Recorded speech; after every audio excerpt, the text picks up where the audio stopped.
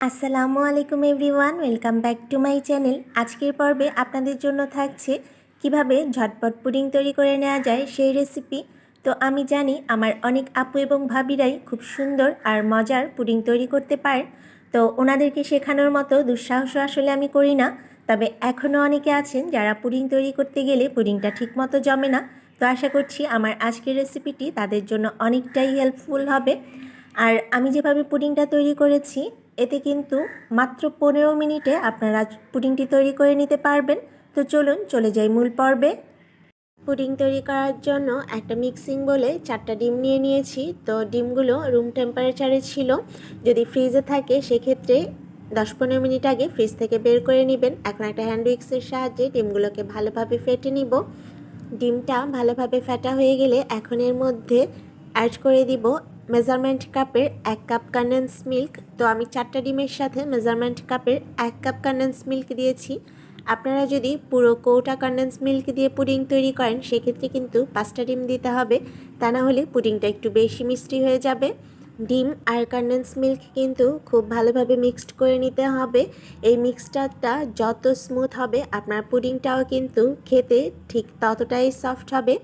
আর দেখুন, যেহেতু এখানে আমি কনডেন্স মিল্ক দিয়েছি, এই পুডিংয়ের মিশ্রণটা কতটা ঘন হয়েছে, যার কারণে পুডিংটা তৈরি হতেও কিন্তু খুব বেশি সময় লাগবে না, খুব তাড়াতাড়ি জমে যাবে। পুডিংয়ের জন্য এখন ক্যারামেলটা তৈরি করে নিব।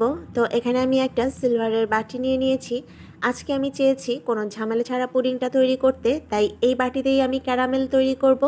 এখন একটু তেল ব্রাশ করে এর মধ্যে দিয়ে দিচ্ছি 2 টেবিল চামচ চিনি। চিনি দেওয়ার পর বাটির মধ্যে চিনিটা ভালোভাবে একটু ছড়িয়ে নিব। এখন এটা চুলায় দিয়ে একটু কম আঁচে আস্তে আস্তে চুলায় বাটিটা বসিয়ে দিব। আর এতেই দেখা যাবে যে আস্তে আস্তে চিনিটা গলে ক্যারামেল তৈরি হয়ে যাবে।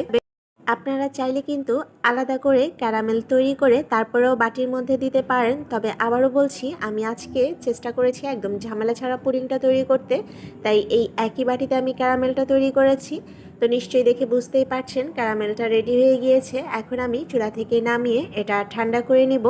তো ক্যারামেলটা যখন সেট হয়ে যাবে তখন একটা স্ট্রেনারের সাহায্যে পুডিংয়ের মিশ্রণটা ছেঁকে আমি বাটির মধ্যে দিয়ে দিব। তো অবশ্যই পুডিং তৈরি করার সময় পুডিংয়ের মিশ্রণটাকে ছেঁকে দিবেন, এতে দেখা যাবে যে পুডিংটা অনেকটাই স্মুথ হবে। এবারে বাটির ঢাকনাটা দিয়ে আমি পুডিংটা আটকিয়ে দিচ্ছি। তো চুলায় একটা প্যান দিয়ে এর মধ্যে আমি একটা স্ট্যান্ড দিয়ে নিয়েছি আর দিয়ে দিয়েছি পানি। তো লক্ষ্য রাখবেন পানিটা কিন্তু আমি স্ট্যান্ড বরাবর দিয়েছি। এখন এর মধ্যে টিফিন ক্যারিয়ার বাটিটা বসিয়ে দিব, আর অবশ্যই এর উপর ভারী কিছু দিয়ে চাপ দিয়ে নিতে হবে। তো আমি হাতের সামনে ভারী কিছু পাচ্ছিলাম না, তালা পেয়েছি তাই দিয়েছি। এরপর একটা ঢাকনা দিয়ে পুডিংটা ঢেকে দিব। আর এই পুডিংটা তৈরি হতে কিন্তু 15 থেকে 20 মিনিটের বেশি সময় লাগবে না। তো 15 মিনিট পরে এখন আমি চুলা থেকে নামিয়ে পুডিংটা একটু চেক করে নিব। তো একটা স্টিক দিয়ে আমি এখন এটা চেক করব।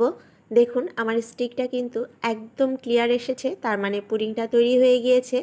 তো ফ্রেন্ডস, নিশ্চয়ই লক্ষ্য করেছেন মাত্র 15 মিনিটে দুধ জাল করার ঝামেলা ছাড়া কিভাবে এই পুডিংটা তৈরি করে নেওয়া যায়। তো এখন আমি পুডিংটা রুম টেম্পারেচারে রেখে ঠান্ডা করে নিব। তারপর ফ্রিজে রেখে এটা মোল্ড আউট করব। আর মোল্ড আউট করার জন্য একটা ছুরির সাহায্যে 4-5টা এভাবে একটু করে দিতে হবে, তাহলেই এটা খুব ইজিলি মোল্ড আউট হয়ে যাবে। আর যেহেতু এখানে কিছুটা তেল ব্রাশ করা আছে, এটা মোল্ড আউট করতে খুব একটা সময় লাগবে না। তো ভিউয়ার্স, আমার পুডিংটা আমি প্লেটে ঢেলে নিয়েছি। তো আশা করছি আজকের এই ইজি পুডিংয়ের রেসিপিটি আপনাদের সবার কাছে ভালো লেগেছে। হয়তো অনেকে আরও সুন্দর করে পুডিং তৈরি করতে পারেন, তবে আমি চেয়েছিলাম কোনো রকম ঝামেলা ছাড়া যখন তখন আপনাদের পুডিং খেতে মন চাইলে যেন খুব কম সময়ের মধ্যে আপনারা তৈরি করতে পারেন, সেই রেসিপিটাই শেয়ার করার জন্য। তো যদি আপনাদের ভালো লাগে তাহলে প্লিজ একটি লাইক দিয়ে দিবেন, এবং যদি এভাবে ট্রাই করেন তাহলে কিন্তু অবশ্যই আমাকে কমেন্ট করে জানাবেন কেমন হয়েছে। যারা আমার চ্যানেলে নতুন আছেন প্লিজ আমার চ্যানেলটি সাবস্ক্রাইব করবেন, পাশে থাকা বেল বাটনটি প্রেস করে দিবেন। সবাই অনেক ভালো থাকবেন, সুস্থ থাকবেন। আল্লাহ হাফেজ।